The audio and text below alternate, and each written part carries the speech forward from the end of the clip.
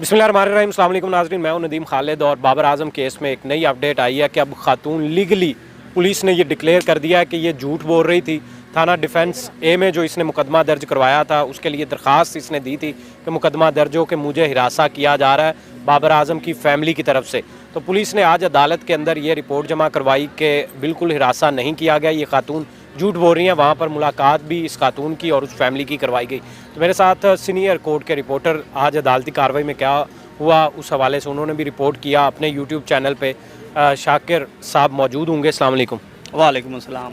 शाकिर भाई, आज आपने भी ये रिपोर्ट किया वाक़या आपने यूट्यूब चैनल पे, और ये क्या बेसिकली खातून अब लीगली तौर पे एक जो दरख्वास्त है वो तो उसकी रद्द इस बात पे होगी कि पुलिस ने कहा कि ये झूठ बोल रही थी। वो क्या किस तरह ये पता लगा कि ये झूठ है और पुलिस ने क्या कहा आज कोर्ट में?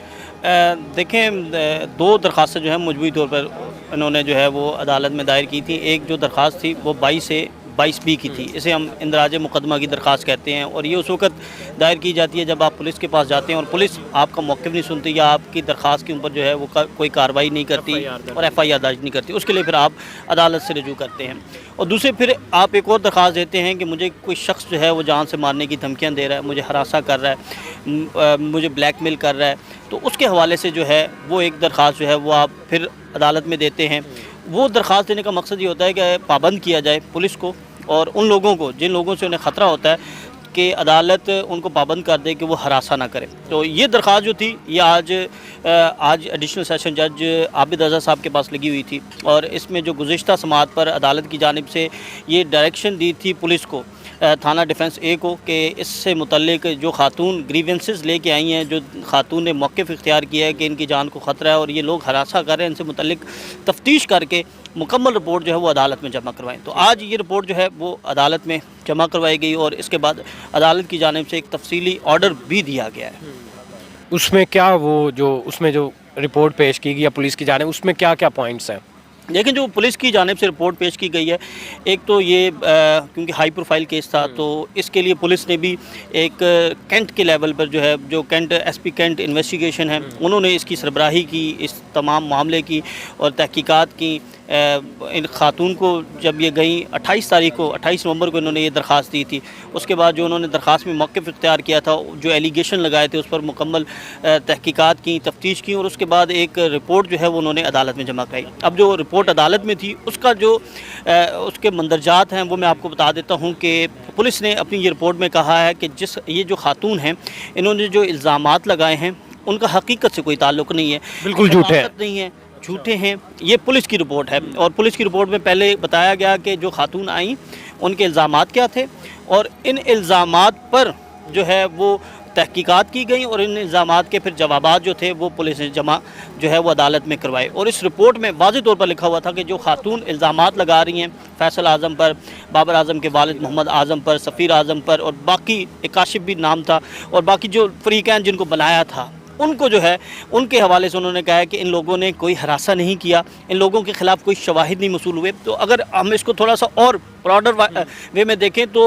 ये भी कहा जा सकता है कि कोई शवाहिद ना मिलने से मुताल्लिक कि उनके मोबाइल के ऊपर कोई कॉल नहीं गई होगी, उनका कोई ऐसा इंटरलिंक नहीं मिला होगा जिससे ये साबित हो कि इन्होंने धमकी दी है या इस तरह का। तो ये पुलिस ने रिपोर्ट जमा करवाई थी, और इस रिपोर्ट के अंदर जो पुलिस ने अदालत से एक इस्तदा की, अदालत से रिक्वेस्ट की कि ये दरख्वास्त जो है ये खारिज कर दी जाए क्योंकि ये झूठे इल्ज़ाम। नाजरीन, ये इस बात का मतलब ये है कि इस खातून ने जो डिफेंस के अंदर ये कहा कि ये बाबर आजम के जो भाई हैं ये मुझे धमकियां दे रहे हैं, मुझे जान से मारने की कोशिश कर रहे हैं, फ़ोन पर मुझे मैसेज कर रहे हैं, ये देखें जी ये मुझे मैसेज आ रहे हैं कि तुम्हें कत्ल कर देंगे, तुम्हें इस तरह के लोगों को जो कि किराए के कातिल हैं उनको तुम्हारा नंबर दे दिया गया, तुम्हें ट्रेस करेंगे, तुम्हें मार देंगे। ये मौक़िफ़ अपनाया इस खातून ने और मुकदमे के लिए दरख्वास्त दी।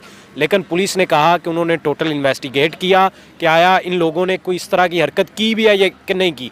तो पता लगा कि इस पूरी फैमिली में से किसी ने भी इस तरह की कोई बात नहीं की थी, और इस पर यह खातून झूठी बिल्कुल साबित हो गई। और वो दरख्वास्त जो है पुलिस ने कहा कि ये ख़त्म की जाए, इस एप्लीकेशन पे FIR दर्ज नहीं होगी क्योंकि ये झूठ पर मबनी है।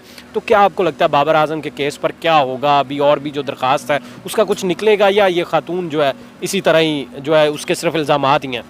देखिए, ये पुलिस की रिपोर्ट है, इस रिपोर्ट को चैलेंज किया जा सकता है किसी भी कोर्ट ऑफ लॉ में जाके, क्योंकि ये कहा जा सकता है कि क्योंकि बाबर आजम जो हैं वो कौमी स्टार हैं, तीनों फॉर्मेट्स के कैप्टन हैं, उनके जो रिलेशन हैं वो पीसीबी भी है और बाकी जो मामलात भी हैं। तो ये भी कहा जा सकता है कि इस पुलिस रिपोर्ट के ऊपर जो है वो उनकी फैमिली या उनके फैमिली के अरकान इन्फ्लुएंस हुआ, असरअंदाज हुए। तो इस पुलिस रिपोर्ट को जो है वो चैलेंज कर सकते हैं। लेकिन जो अदालत का जो फ़ैसला है वो बड़ा अच्छा फ़ैसला है। एडिशनल सेशन जज आबिद रज़ा ख़ान साहब ने जो फ़ैसला दिया उसमें उन्होंने बाकायदा तौर पर 3 पैरों में उन्होंने इसको डिफ़ाइन कर दिया। पहले पैरे में उन्होंने जो इल्ज़ामात थे उस खातून की तरफ से उससे मुतल्लिक लिखा। दूसरे पैरे में उन्होंने आईन पाकिस्तान का हवाला दिया और कहा कि आईन पाकिस्तान के तहत तमाम शहरी जो हैं वो बराबर हकूक़ रखते हैं और हर शहरी के तहफ़्फ़ुज़ की ज़िम्मेदारी वो आईन पाकिस्तान जो है वो देता है। और उसकी जो ज़िम्मेदारी है अगर वो अदालत के पास आता है तो अदालत जो है उसको प्रोटेक्शन फ्राहम करने के लिए जो है वो कानून के मुताबिक जो है वो फ़ैसला करती है। और तीसरे नंबर पर जो है अदालत ने रिस्पोंडेंट से को जो है उनको हदायत की है, उनसे मुखातिब हुए हैं उस वर्डिक्ट में, उस अदालती फ़ैसले में, और कहा है कि आप के ख़िलाफ़ ये जो दरख्वास्त आई है, अगर आपका कोई इनके साथ कोई ग्रीवेंसेस हैं, कोई आपका इनके साथ इख्तिलाफ़ है, कोई मसला है, तो आप उसको कानूनी तरीके से हल करें, ना कि जो है वो हरासा किया जाए या इनकी जो शिकायत है। यानी आप इसमें ये कह सकते हैं कि अदालत ने जो है वो बड़ा अच्छा एक फ़ैसला दिया जिसमें इस खातून को भी रिलीफ मिल गया और दूसरी जानिब जो है वो बाबर आज़म का जो मौक़िफ़ था उसको भी तक़वियत मिली है। तो बुनियादी तौर पर इस दरख्वास्त को निपटाया गया है, खारिज नहीं किया गया, अदालत ने डिस्पोज ऑफ कर दी है। और इसमें जो पुलिस रिपोर्ट है वो बिल्कुल बाबर आज़म के हक़ में है, उनको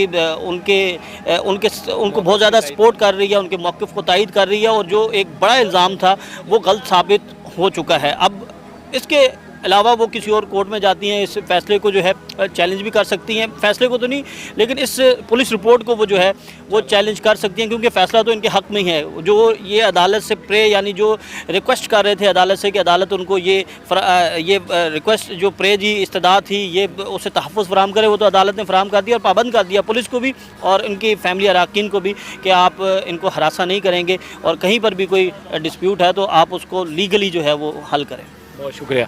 हमारे साथ शाकिर अवान साहब मौजूद थे और बता रहे थे कि जो ये मुकदमा है, दरख्वास्त जो है उसको उन्होंने फ़िलहाल निपटाया है और आगे मज़ीद देखें प्रोसीडिंग जो है वो दूसरी और भी दरख्वास्तें जो कोर्ट के अंदर केस चल रहा है उसमें होगा। लेकिन फ़िलहाल ये जो है आज ये खातून एक तरह से पुलिस रिपोर्ट में कम से कम झूठी साबित हो गई हैं कि पुलिस ने जो इन्वेस्टिगेट किया है उसके मुताबिक इस खातून को ना किसी ने हिरासा, इस तरह इस फैमिली में से किसी ने हिरासा नहीं किया, किसी ने मारने की कोशिश नहीं की, किसी ने कोई सुपारी नहीं ली। ये खातून इस बेस पे झूठ बोल रही हैं और आज ये पुलिस की जानिब से रिपोर्ट में झूठी साबित हो गई। इसी के साथ मुझे दें इजाज़त, अल्लाह निगहबान। चलो शुरू